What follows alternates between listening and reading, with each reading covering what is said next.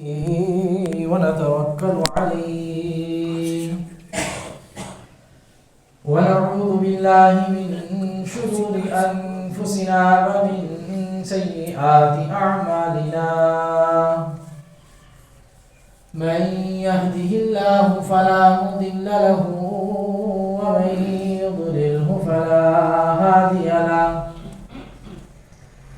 ونشهد أن لا إله إلا الله وحده لا شريك له ونشهد أن سيدنا وسندنا ومولانا محمدا عبده ورسوله صلى الله تبارك وتعالى عليه وعلى آله وأصحابه وبارك وسلم تسليما كثيرا أما بعد فأعوذ بالله من الشيطان الرجيم بسم الله الرحمن الرحيم وأنتم الأعلون إن كنتم مؤمنين آمنت بالله صدق الله مولانا العظيم وبلغنا رسوله النبي الكريم ونحن على ذلك لمن الشاهدين والشاكرين والحمد لله رب العالمين. تمام تعریفیں رب کائنات کے لیے جس نے اس کا خالق عالم کو وجود بخشا. درود و سلام جناب نبی کریم صلی اللہ علیہ وسلم پر جنہوں نے اس دنیا میں آ کر حق کا بول بالا کیا. سامعین محترم، ہر طرف ایک سوال ہے اور وہ یہ ہے کہ امت مسلمہ اس وقت کہاں کھڑی ہے. ہر ایک کے ذہن میں ہوتا ہے. پہلے شاید لوگ زیادہ سوچا کرتے تھے اور وہ سوچ و فکر اب تقریباً زبان زدے عام ہو چکی ہے. یہ امت مسلمہ کہاں کھڑی ہے بہت اہم بات ہے. اصل میں جہاں سے سفر شروع کرنا ہے اس کا تعین ہو جائے کہ اس وقت ہم کہاں پہ ہیں اور ہمیں کہاں جانا ہے، سفر آسان ہو جاتا ہے. اب مجھے اپنی لوکیشن کا معلوم نہیں ہے کہ میں کہاں پہ، اور میں یہ کہہ رہا ہوں کہ مجھے فرض کرے لاہور جانا ہے اور مجھے پتہ نہیں ہے کہ میں اس وقت کہاں پہ کھڑا ہوں. جانے کا مجھے پتہ ہے کہ میں لاہور جانا ہے. اب کسی سے بھی پوچھوں گا یا خود معلوم کرنے کی کوشش کروں گا تو سب سے پہلی بات یہ ہے کہ مجھے یہ تو پتا ہو کہ میں ہوں کہاں پہ. اس کے بعد یہ پتا چلے گا کہ مجھے کس راستے پہ چلنا ہے. جب تک یہ معلوم نہیں ہوگا کہ میں کہاں پہ کھڑا ہوں، کس مقام پہ ہوں، تب تک یہ فیصلہ کرنا کہ مجھے دائیں جانا ہے یا بائیں جانا ہے، آگے جانا ہے یا پیچھے جانا ہے، یہ نہیں ہو سکے گا. کیونکہ مجھے پہلے خود پتہ چلے کہ میں کہاں پہ ہوں، وہاں سے پھر دعوت کا سفر شروع ہوگا. اگر یہ نہیں پتا کہ میں کہاں پہ ہوں پھر دعوت نہیں پہنچ سکتا، پتہ ہی نہیں ہوگا. ہاں ادھر ادھر ہوتے پھرتے گرتے پڑتے کہیں پہنچ گیا تو ایک الگ بات ہے، لیکن ناممکن سی بات ہے. کیسے پہنچیں گے پتہ ہی نہیں. اور بعض دفعہ بندہ وہیں کھڑا کھڑا اتنے پریشان ہوتا ہے کہ ایک لمبا عرصہ گزر جاتا ہے، وقت گزر جاتا ہے کہ میں کہاں کھڑا ہوں، کیسے جانا ہے پتہ ہی نہیں چلتا. سے بڑا وقت گزر جاتا ہے اس میں. یہ سوال ہر طرف ہے کہ امت مسلمہ کہاں کھڑی ہے. اس سوال کے بھی مختلف پہلو بھی ہیں کہ امت مسلمہ معاشی اعتبار سے کہاں کھڑی ہے، یا امت مسلمہ اخلاقی اعتبار سے کہاں کھڑی ہے، یا پھر امت مسلمہ سیاسی اعتبار سے کہاں کھڑی ہے، یا امت مسلمہ فکری اعتبار سے کہاں کھڑی ہے. پر جو مین سوال ہے، جو جس کو کہیں کہ جو مین ہیڈنگ ہے، سرخی ہے، وہ یہی ہے کہ امت مسلمہ کہاں کھڑی ہے.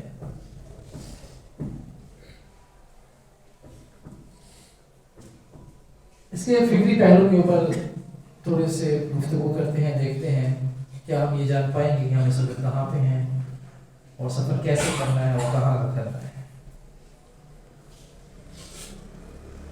یہ بات ذہن نشین کر لیجیے کہ ساری گفتگو جو ہوگی وہ یہی ہوگی کہ ہم کہاں پہ ہیں، ہمیں کہاں جانا ہے اور کیسے جانا ہے، اپنی منزل تک ہم نے پہنچنا ہے۔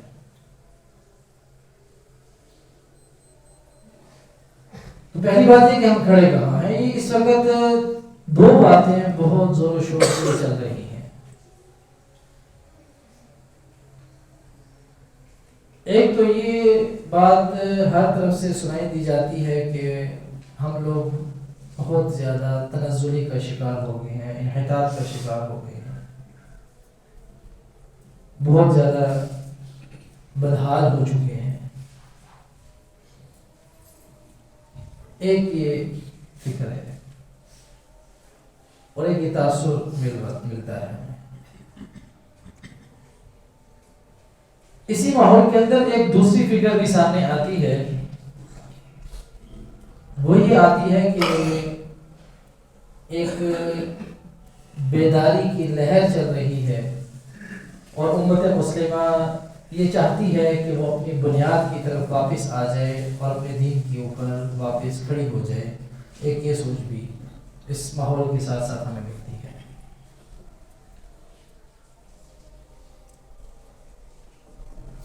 اسے اگر آپ عربی میں کہیں تو نصرت اسلامیہ کے نام سے اس کو کہا جاتا ہے کہ یہ نئی فکر اور نئی سوچ پیدا ہو رہی ہے۔ ایک سوچ یہ ہے کہ تنزلی کا شکار ہے، بدحالی کا شکار ہے، اور ایک سوچ یہ ہے کہ اس وقت ایک نئی سوچ ابھر رہی ہے کہ پوری امت اس وقت اس پوزیشن میں ہے کہ وہ اپنی بنیاد کے اوپر واپس آ جائے اور کھڑی ہو جائے۔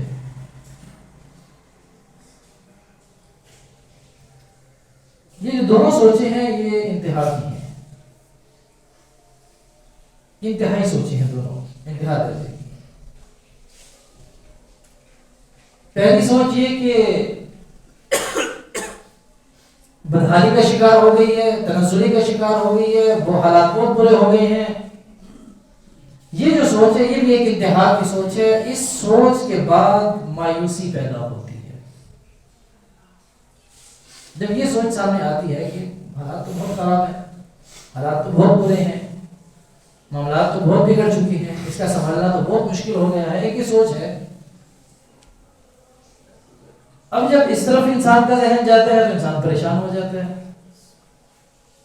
اور مایوسی چھانے لگتی ہے اور یہ سمجھتا ہے کہ اب تو اس دلدل سے نکلنا تقریباً ناممکن ہو چکا ہے۔ یہ ایک انتہا ہے۔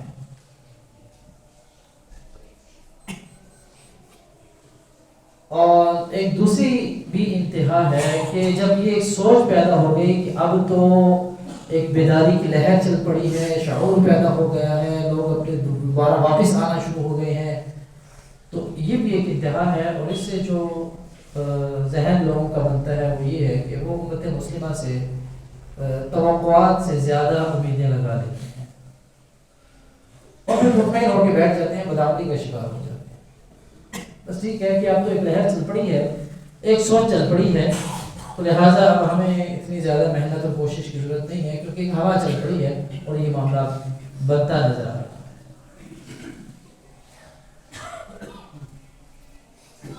دونوں سوچیں انتہا کی ہیں۔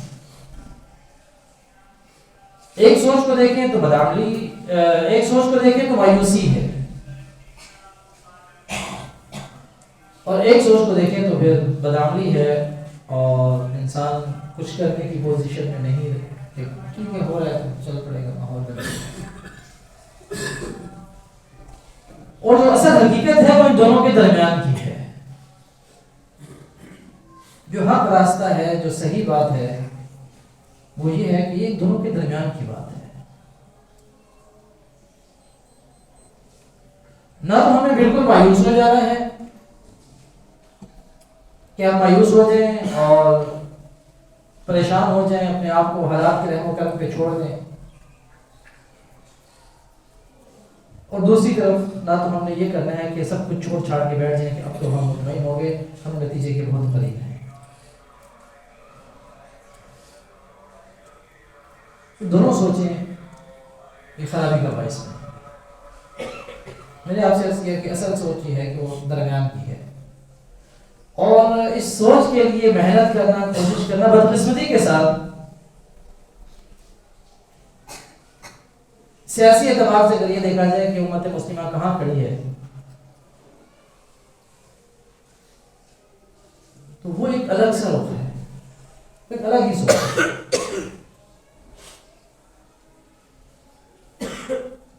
حضرت مفتی تقی عثمانی صاحب حفظہ اللہ ایک واقعہ بیان کرتے ہیں اپنا۔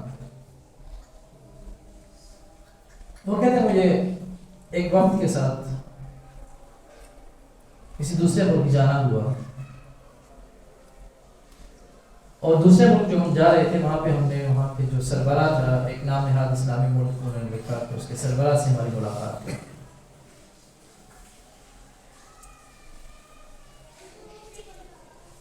اور ملاقات کے دوران ہم نے یہ سوچا کہ ہم انہیں کچھ تحفے تحائف پیش کریں گے، اور تحفے کے لیے کیا ہونا چاہیے، تو یہ بات جو سیاسی اعتبار سے سوچ بوجھ رکھتے ہیں ان کے علم میں ہے کہ پہلے جو سربراہ کا پروٹوکول ہوتا ہے اسے اجازت لینی ہوتی ہے۔ اب ایسے اپنے طور پہ کچھ بھی لے کے نہیں جا سکتے، یا کوئی بھی معاملہ اپنے طور پہ نہیں کر سکتے۔ جو اس سربراہ کا پروٹوکول ہے، پوری ایک ٹیم ہوتی ہے اس کی، اس سے آپ کو اجازت دینی ہوتی ہے کہ ہم یہ تحفہ دینا چاہتے ہیں یا ہم اس طریقے سے آنا چاہتے ہیں، جو بھی ان کی ترتیبات ہوتی ہیں۔ انہوں نے آپس میں مشورہ کیا، مشورہ کرنے کے بعد یہ بات طے پائی کہ ہمیں ایک قرآن کا نسخہ اس سربراہ کے حوالے کرنا چاہیے، اور یہ ہماری طرف سے ایک تحفہ ہوگا۔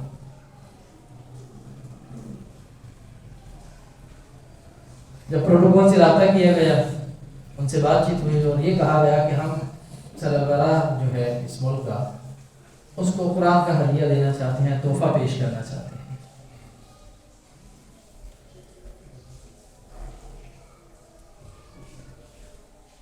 تو آپس میں جو مشورہ ہوا، اس کے بعد جو بات سامنے، انہوں نے ان سے رابطہ کیا اور کہا بھی ہم معذرت چاہتے ہیں، آپ اسلامی ملک کے سربراہ کو قرآن کا نسخہ نہیں پیش کر سکتے، اور اس کی وجہ بتائی کہ یہاں پہ کچھ غیر مسلم بھی رہتے ہیں، ان کو جو تاثر جائے گا وہ ٹھیک تاثر نہیں جائے گا، امیج خراب ہوگا، لہٰذا ہم نہیں چاہتے کہ آپ ان کو قرآن کا نسخہ تحفے میں پیش کریں۔ ایک طرف تو یہ صورتحال، ایک طرف تو یہ معاملہ چل رہا ہے کہ اسلامی ملک کا سربراہ ہے، آپ اس کو تحفے میں قرآن نہیں پیش کر سکتے، خود مسلمان ہے، اسلامی ملک ہے، اس کا سربراہ ہے۔ کچھ لوگ ایسے ہیں جو غیر مسلم ہیں، ان کی اگر دل آزاری ہوتی ہے یہ تحفہ دینے کی وجہ سے، یا ایک عجیب تاثر جاتا ہے، ان کو ایک الگ پیغام ملتا ہے، تو لہٰذا آپ یہ نہیں پیش کر سکتے۔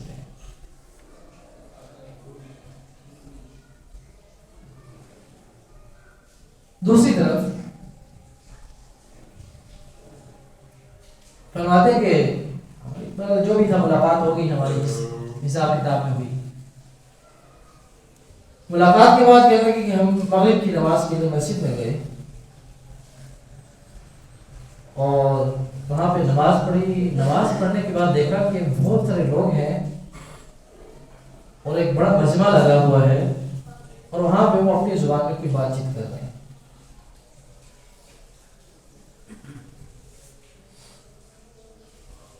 پوچھا بھی کیا اتنا سارا مجمع لگا ہوا ہے، اور ایک بڑی تعداد ہے نوجوانوں کی، جو نوجوان طبقہ ہے اس کی تعداد بڑی ہے، زیادہ ہے۔ وہ لوگ بیٹھے بیٹھے ہیں اور بات چیت چل رہی ہے۔ پوچھا گیا کہ کیا بات ہے، کیا کر رہے ہیں، تو بتایا گیا کہ یہ اپنے دین کے حوالے سے ہر نماز کے بعد یہاں پہ بیٹھ کر کچھ گفتگو کرتے ہیں، یہ وہ چل رہی ہے۔ اور صرف یہ نہیں کہ اس جگہ پہ یہ ایک مسجد ہے جہاں پہ نظام ہے، بلکہ آپ اس وقت کسی بھی مسجد میں چلے جائیں، وہاں جا کے دیکھیں گے کہ ایسا ہی مجمع آپ کو نظر آئے گا، جو دین کو سیکھنے کے لیے اور دینی حوالے سے گفتگو کرنے کے لیے فکر مند ہوتا ہے اور ایک جگہ پہ مل بیٹھتے ہیں سارے، یہ ہر مسجد کا ہی حال ہے۔ اور یہ کوئی بڑی بات نہیں تھی، اس سے بڑی بات ایک اور تھی۔ اس سے بڑی بات یہ تھی کہ اس سارے نظام کو چلانے کے لیے باقاعدہ کوئی جماعت نہیں ہے، کوئی تحریک نہیں ہے، کوئی افراد نہیں ہے، یہ سب لوگ اپنی مدد آپ کے تحت یہ سارا کام کر رہے ہیں، یہ اپنے حیثیت کے مطابق اپنے حساب سے یہ سارے کام کر رہے ہیں۔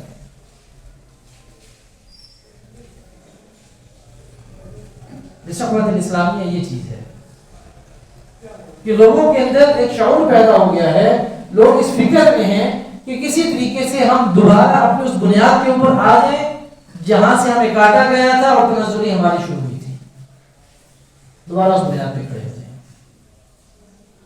اور دوسری طرف انتہا یہ ہے کہ قرآن کا نسخہ دینے کے لیے تیار نہیں ہے۔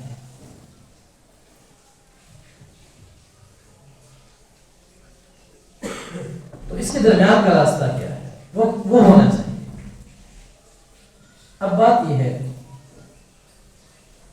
کہ ہم یہ دیکھتے ہیں کہ بہت ساری تحریکیں ہوتی ہیں، اس کو کوئی بھی عنوان دے دیں، آپ یہ عنوان دے دیں کہ نفاذ شریعت کا عنوان دے دیں، اسلامی نظام کا عنوان دے دیں، کہ کوئی بھی ایک عنوان دے دیں کہ وہ یہ چاہتے ہیں کہ اسلام کا نظام ہو، اسلامی نظام ہو، شریعت کا بول بالا ہو، حاکمیت قرآن کی ہو، طریقہ جناب نبی کریم صلی اللہ علیہ وسلم کا ہو، تو ایک ایسا نظام ہونا چاہیے۔ اس کے لیے بہت ساری تحریکیں اٹھتی ہیں، بہت سارا کام کرتی ہیں، اور اس کے بعد وہ نہیں پتہ چلتا کہاں گئی۔ بعض دفعہ تو خود دب جاتی ہیں، بعض دفعہ انہیں دبا دیا جاتا ہے، اور بعض دفعہ وہ چلتے چلتے شاید سفر کے اندر اتنی تھک ہار جاتے ہیں کہ وہ آگے کا سفر کرنے کی پھر ہمت نہیں ہوتی۔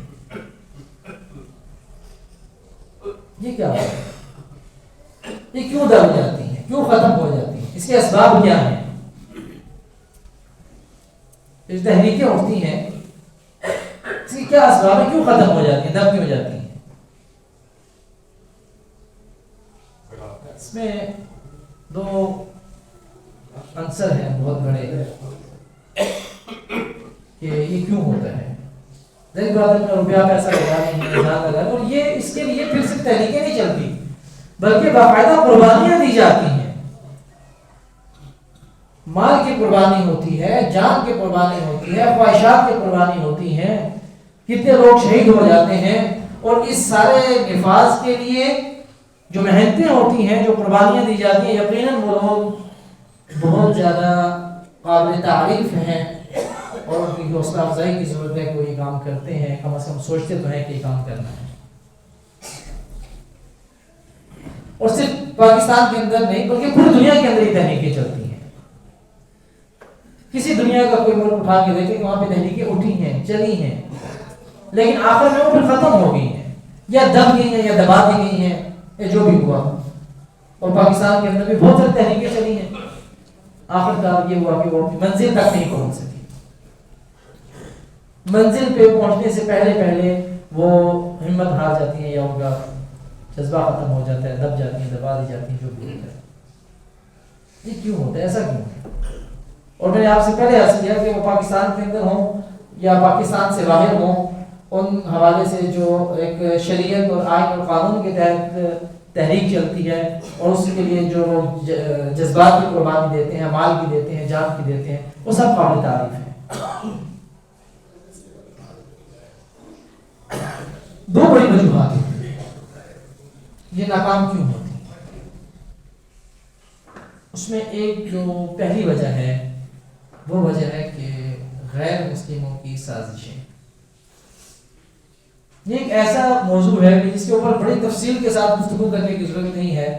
یہ ہر بندہ جانتا ہے کہ جب بھی کوئی تحریک اٹھی ہے اسلام کے لیے، نفاذ اسلام کے لیے، شریعت کے لیے، یا شرعی حوالے سے آئین و قانون بنانے کے لیے، تو کفر نے ہمیشہ اس میں روڑے اٹکائے ہیں اور اس میں دخل اندازی کی ہے، اپنا اثر رسوخ دکھا کر اس کو ختم کرنے کی کوشش کی ہے۔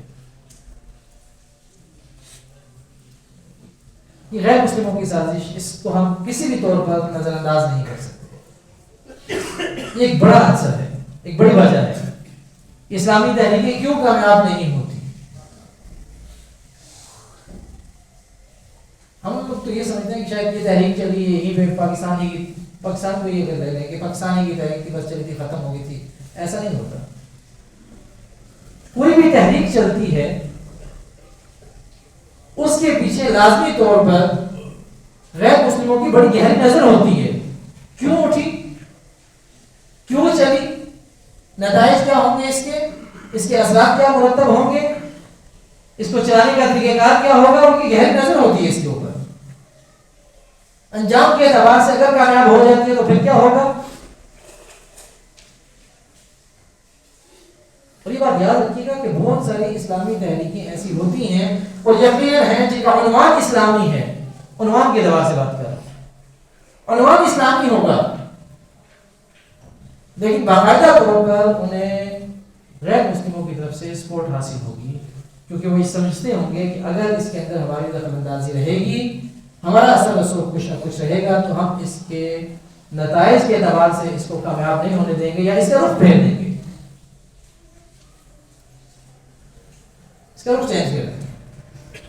یہ چلے گی تو صحیح، یہ اٹھے گی تو صحیح، یہ پھلے پھولے گی، لیکن جب یہ پھلے پھولے گی، اٹھے گی، لوگوں کی نظر میں آئے گی، اس وقت ہم اپنا اثر رسوخ استعمال کر کے جو ہم شروع سے ان کو سپورٹ کر رہے ہیں، وہ اخلاقی طور پہ کہیں گے سپورٹ کریں، وہ قانونی طور پہ کہیں گے سپورٹ کریں، وہ کسی بھی طور پر کوئی مان دیں گے سپورٹ کریں، ہم اس کو اپنے نتیجے کے اعتبار سے تبدیل کرنے کی کوشش کریں گے اور اس کو کامیاب نہیں ہونے دیں گے اور اس کا رخ پھیر دیں گے کسی دوسری طرف اشارہ سے. اور ہم یہ سمجھ رہے ہوتے ہیں یہ تحریک تو چلی تھی لیکن پھر یوں ہوا، پھر یہ ہوا، آپس کے بحث مباحثے کے اندر لگ جاتے ہیں.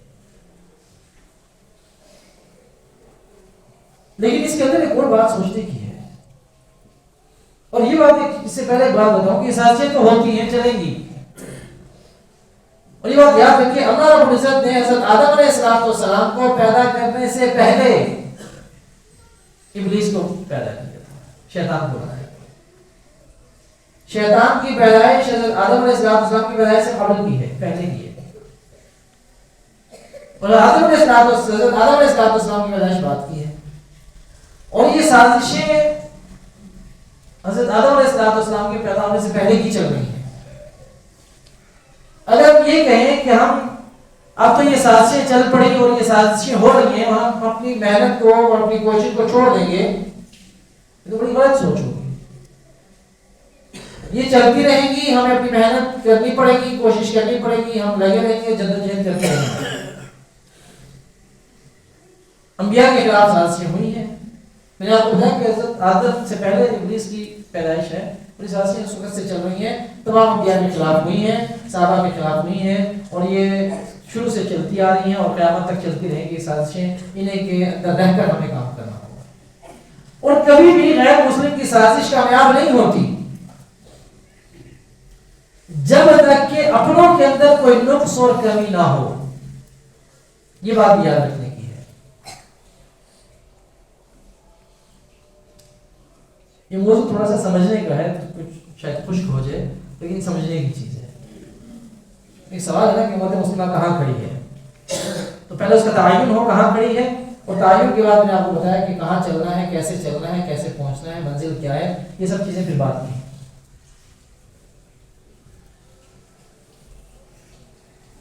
تو غیروں کی سازشیں میں نے عرض کیا کہ کبھی بھی کامیاب نہیں ہوتی جب تک کہ اپنے اندر کوئی نقص اور کمی نہ ہو. جہاں پر وہ دیکھتے ہیں کہ یہاں پہ نقص ہے، یہاں پہ کمی ہے، وہیں پہ بات کرتے ہیں. اور کمی اور نقص کو جب پکڑتے ہیں، میں نے آپ کو بتایا کہ ان کی بڑی گہری نظر ہوتی ہے. کوئی بھی تحریک چلتی ہے تو ہم اس کو علاقائی سطح پہ کیوں نہ لے لیں، وہ علاقائی سطح پہ ہے تب بھی، وہ صوبائی سطح پہ ہے تب بھی، وہ ملکی سطح پہ ہے تب بھی. ہم یہ سوچتے ہیں کہ فلاں علاقے کی ایک تحریک ہے، یہ مقامی ایک تحریک ہے، وہ مقامی نہیں ہوتی، وہ علاقے کی نہیں ہوتی.